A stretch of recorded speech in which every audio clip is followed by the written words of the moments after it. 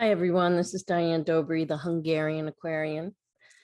It's January 3rd, 2022, and yesterday was the new moon in Capricorn.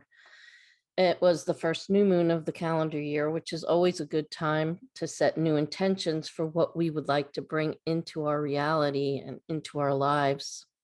It's also a good time to begin something new, and I've been wanting to add a series called Intentions to the podcast that would present stories of intention setting, manifesting, using the law of attraction to create our experience in the world.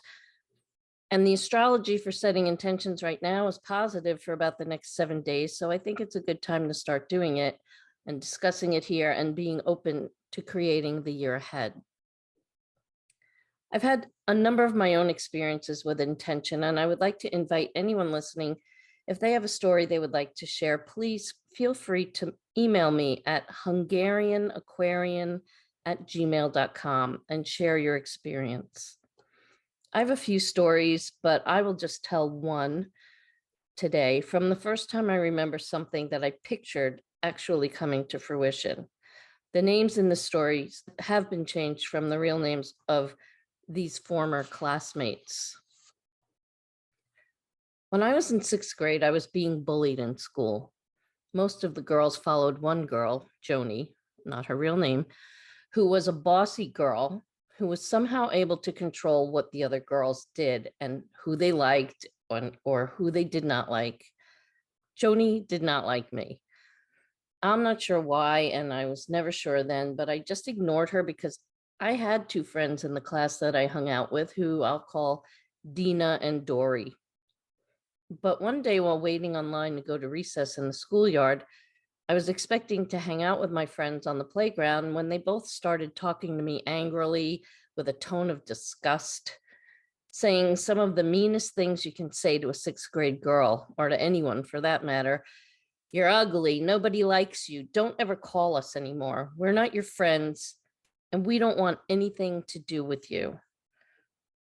I don't know what precipitated that, but it was shocking and painful. And going out to the playground, watching them hang around with Joni and her groupies was both unexpected and confusing. Joni held court in our classroom over all the girls. They fawned over her and agreed with her mean-spirited critique of everyone else. There were only 3 of us girls who were the rejects in her realm.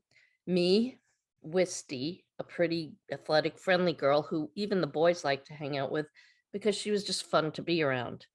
And third, Caitlin, a sweet, heavy-set girl with fair skin and lots of freckles. They were not interested in kissing up to Joni, and neither was I. But it meant psyching myself up daily to deal with insults being hurled at me by Joni or one of the others, and cruel laughter following. On picture day, I remember wearing a dress my mother sewed for me to look like one of the dark shadows Victorian dresses with lace and puffy shoulders, and my hair was curled in ringlets. Joni said out loud for all, including me, to hear, "Doesn't she look like a dog?" Even if she thought that, by saying it out loud, she let it be one more painful reminder that I was not liked by my peers, and she was in control of that. The boys were not among Joni's groupies, but they knew she was a force in the classroom. They did not, however, treat Joni's targets poorly the way the girls did in class. But the boys were seated on one side of the room and the girls on the other side, and we were only allowed to interact during recess or group work. So at times when I needed to borrow a pencil or wanted to ask a classmate a question, I had to ask one of the girls and be faced with an insult or a comment like, "Don't talk to me, don't even ask me for anything." There was one boy, Ronnie Kingston, who was the heartthrob of the school. He wore turtleneck shirts and blazers. His hair was strawberry blonde with a side part and safely long enough to be stylish in the late 1960s, but trimmed enough to be respectable by the average school principal at the time. He had cute little freckles on his cheeks, a smile that dazzled, and steel blue eyes. He could have been a model for Ralph Lauren if it had been a few years later. I even ran into Ronnie Kingston in Penn Station in New York City decades later, and I knew it was him instantly. Same good looks, but now a man. All the girls, including Joni, flirted with Ronnie Kingston. Getting his attention was a coup. It was the biggest prize a girl could possess, Ronnie Kingston's attention and Ronnie Kingston's friendship. I knew this was gold, and I too wanted Ronnie Kingston's friendship, but even more so because I knew if I had his friendship, I would have something to counteract Joni's negativity that everyone would see. And Ronnie wouldn't care if Joni liked it or not. The boys were just not susceptible to her power. At night, I would lie in bed looking up to the ceiling in the darkness, talking to the powers that be, God, angels, Jesus, Mary, whoever would be listening. I thought about what would make me feel better. What could those high-ranking heavenly figures do on my behalf under the very challenging circumstances of sixth grade? I created a scenario in my head that I wanted to see happen that would bring some relief, if not positive justice. I was a good kid. I just wanted to be happy in school. I didn't even want bad things to happen to Joni. I just wanted something good to happen to me. So the scenario I painted in my head was that Ronnie Kingston would get in trouble for something. And because the boys were separated in the seating from the girls, he would be punished by having to sit on the girls' side, and his seat would be right next to mine.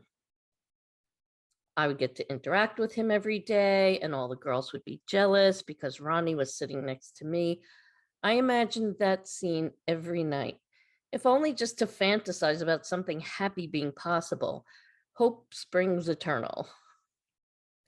But a few weeks later, I was working on something at my desk when we all heard the teacher reprimand Ronnie Kingston for doing something unruly instead of focusing on his classwork. Ronnie was getting in trouble.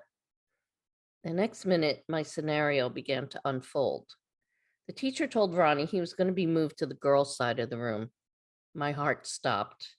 No way was I going to be so lucky as to have it all play out as it did in my nighttime fantasy. But it did. The girl sitting next to me was instructed to move to another seat, and the teacher told Ronnie to bring all his books and things to the seat next to mine.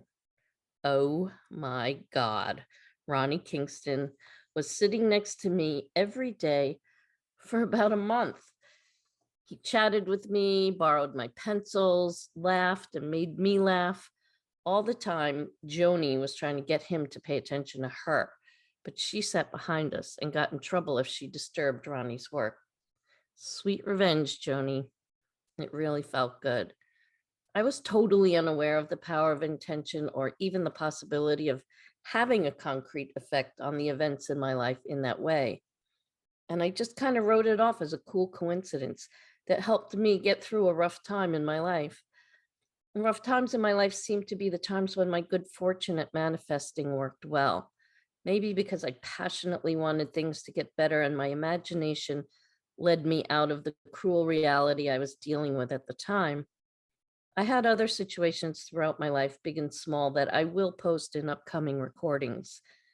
I hope you enjoyed this. Please like and share if you did. I appreciate hearing from you.